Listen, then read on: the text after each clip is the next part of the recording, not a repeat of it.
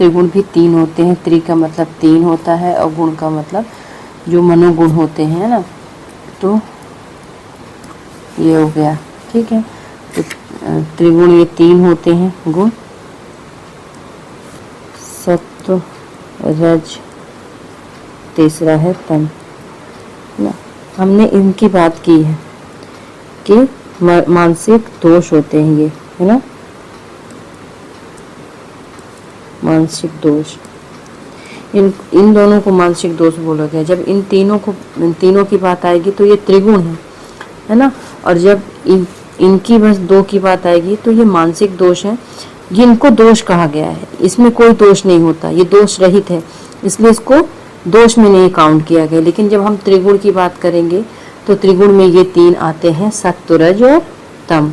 इसलिए मैंने त्रिगुण अभी पढ़ाया, है ना, ताकि आपको क्लियर हो जाए कि जब मानसिक दोष पढ़ेंगे तो मानसिक दोष में रज एवं तम आता है, लेकिन सत्व नहीं आता, है ना। और जब त्रिगुण पढ़ेंगे तो तीनों पढ़ेंगे। तो त्रिगुण में क्या है कि जब तक ये प्रकृति में साम्यावस्था में रहते हैं तब तक सृष्टि का निर्माण नहीं होता। मतलब उनको नहीं होना चाहिए साम्यावस्था में, है ना। अगर ये साम्यावस्था में हो गए तो सृष्टि का निर्माण नहीं होगा। ठीक है, और इसमें क्या है, विषमता अगर आ जाती है, विषमता उत्पन्न होती है, ये कि कभी सत्व गुण ज्यादा पाया जा रहा है, या रज गुण ज्यादा है, या तम गुण ज्यादा है, या तो सत्व गुण कम है ना, रज गुण ज्यादा है, या तम गुण ज्यादा है, सत्व गुण कम है, या रज गुण कम है, तब विषमता उत्पन्न होती है। अर्थात न्यूना अधिक के होते हैं, मतलब कभी ज्यादा और कभी कम, कोई गुण अधिक और कोई कम, है ना, तब सृष्टि का निर्माण या उत्पत्ति होती है। ठीक, कहने का मतलब जब प्रकृति में साम्यावस्था में ये त्रिगुण रहेंगे तो सृष्टि की उत्पत्ति या निर्माण नहीं होगा, और जब ये विषमता में होंगे अर्थात कभी ज्यादा कभी कम, है ना, तो तब सृष्टि का निर्माण होता है। उपादान तत्व भी कहा गया है त्रिगुण को। तम प्रकाशकम बुद्धि रजश्च अपि प्रवर्तकम,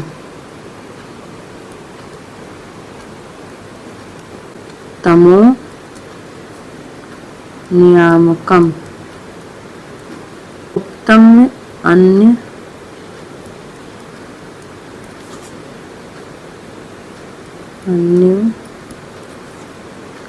अन्योन्य मिथुन प्रियम, मिथुन प्रियम। तो क्या है, सत्व प्रकाश कम लिखा है ना, प्रकाश अर्थात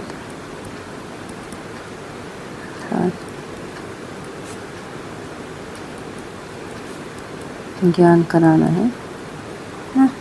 तो रज का क्या है, विशेष गुण है प्रवृत्ति या चेष्टा। ठीक है, अब तम गुण जो है दोनों का मिला जुला है। क्या है, उक्त दोनों गुणों का नियमन करना है, अर्थात अपने अपने कार्य में अति प्रवृत्त होने से रोकना है। तो क्या है कि सत्वम प्रकाशम बुद्धि, मतलब प्रकाश का मतलब होता ज्ञान कराना, और बुद्धि होती है रजस्य अपि प्रवर्तकम, तो यहाँ पे प्रवृत्ति या चेष्टा, और तम गुण जो है इन दोनों को रोकता है करने से, कि ये अपने अपने गुणों में जो प्रवृत्ति अपने गुण में प्रवृत्त कर रहे हैं तो ना करें और ये रुक जाए, है ना, अपने अपने कार्य में अति प्रवृत्ति होने से रोकता है। कौन, तमोगुण। आचार्य चरक जी शारीर स्थान में, चरक शारीर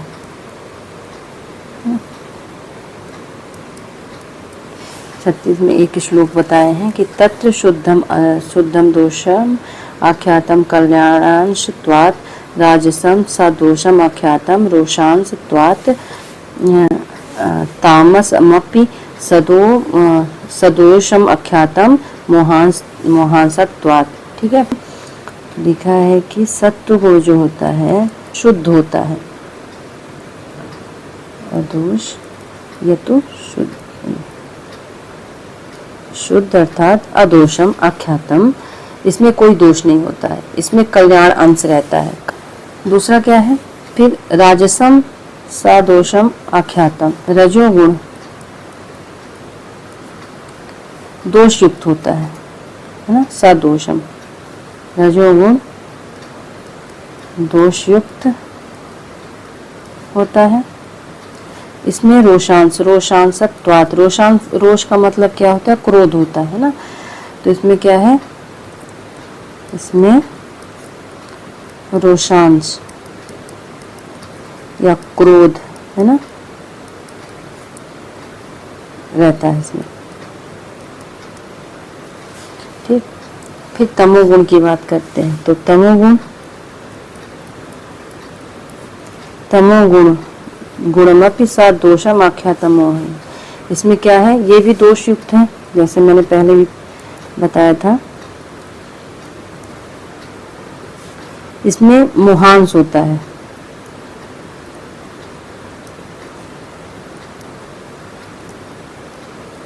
मोह है ना, कि किसी भी कार्य को करने से रोकता है। मतलब जैसे सत्व वाला है तो वो ज्ञान करा रहा है या उसकी बुद्धि अच्छी चल रही है, रज वाले की प्रवृत्ति करा रहा है, चेष्टा मतलब काम कराने के लिए, तो तम क्या करता है कि उनको रोकने की कोशिश करता है ना।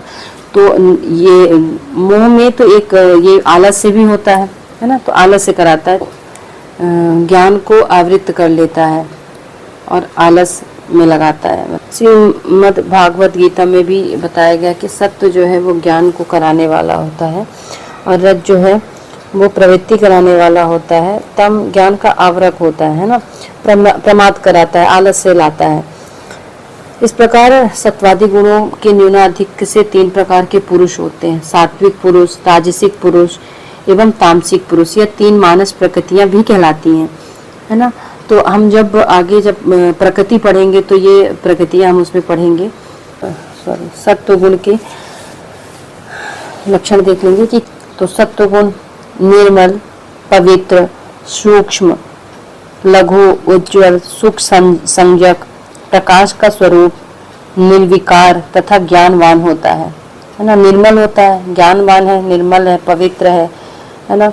सत्व के प्रकाशवान होने के कारण इसे दोष नहीं कहा जाता है, क्योंकि हर चीज का उसे ज्ञान है। सत्व मन एवं इंद्रियों को सुख प्रदान करता है, अतः यह स्वास्थ्य के लिए आवश्यक कारक है। प्रसाद, असंदेह तथा स्मृति सत्य के कारण संभव है। सत्व शब्द मन के लिए भी आता है। सत्व गुण के लिए कई जगह शुद्ध शब्द का प्रयोग भी हुआ है, क्योंकि यह निर्मल एवं शुद्ध होता है। रजोगुण आसक्ति उत्पन्न करने वाला प्रेरक, विभिन्न गतिविधियों का कारक, दुख का कारण, उपष्टंभक उत्साह का कारण, उत्तेजक, चंचल, चल और रोष क्रोध युक्त होता है। रज को मानसिक दोषों में सम्मिलित किया जाता है, क्योंकि यह क्रोध पूर्ण स्वभाव उत्पन्न करता है। इसकी अधिकता स्वास्थ्य के लिए हानिकारक होती है।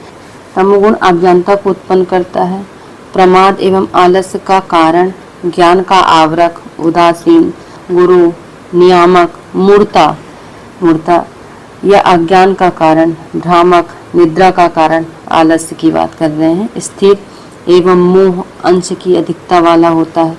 तम को भी मानसिक दोषों की श्रेणी में सम्मिलित किया जाता है, क्योंकि यह अज्ञान का कारण है, इसकी अति अहितकर होती है। साम्यावस्था में यह रज का नियामक रहता है। त्रिगुण का महत्व।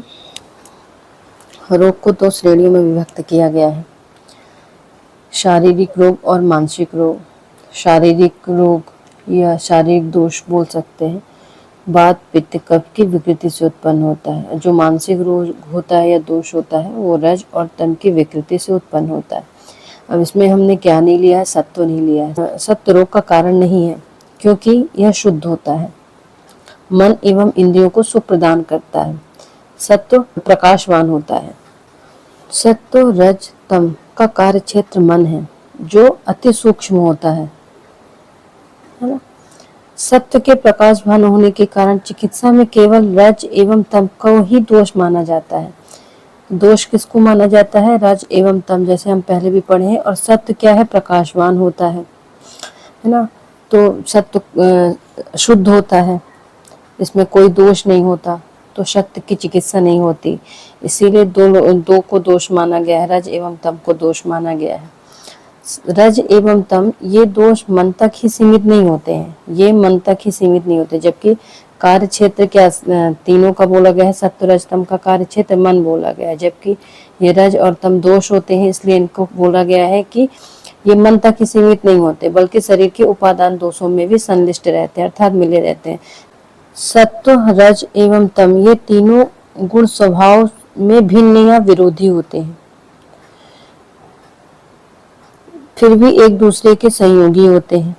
कोई गुण अकेला नहीं रह सकता तथा अन्य गुणों के सहयोग के बिना कार्य नहीं कर सकता। मतलब ये तीनों गुण स्वभाव से अलग होते हैं, लेकिन ये एक दूसरे के साथ ही चलते हैं, एक दूसरे के साथ ही काम करते हैं। कोई गुण अकेला नहीं रहता है और ये एक दूसरे के साथ काम करते हैं और ये एक दूसरे के सहयोग के बिना कोई काम नहीं कर सकते हैं। सांख्य कारिकाकार ने गुणों के परस्पर सहयोग की उपमा दीपक से दी गई है। जैसे अग्नि, बत्ती और तैल परस्पर भिन्न तथा विरोधी होते हुए भी तीनों के सहयोग से दीपक जलता है और तीनों एक साथ मिलकर अन्य वस्तुओं को प्रकाशित करते हैं। इसी प्रकार तीनों सत्व रज तम परस्पर विरोधी होते हुए भी शरीर में एक साथ मिलकर कार्य करते हैं। ये गुण एक दूसरे को अभिभूत कर अपना कार्य करते हैं। जैसे सत्व गुण रज और तम को अभिभूत कर दबाकर शांत स्वभाव को उत्पन्न करता है। रजोगुण सत्व व तम को अभिभूत कर दुखात्मक वृत्ति को प्रकट करता है। इसी प्रकार तमोगुण सत्व तथा रज को अभिभूत कर मोह तथा विषाद उदासीनता की वृत्ति को प्रकट करता है। वास्तव में तमोगुण में आवरक और नियामक शक्ति अत्यधिक होती है और यह सत्व एवं रज का नियमन करता है, किंतु सत्व एवं रज भी अपने कार्यों को स्पष्ट करने के लिए दूसरे गुणों को कुछ सीमा तक अभिभूत करते हैं, अर्थात स्वयं के लक्षणों को प्रकट करने के लिए इनका तारतम्य चलता रहता है। जिस गुण की अधिकता होती है उसी गुण के लक्षण प्रकट होते हैं।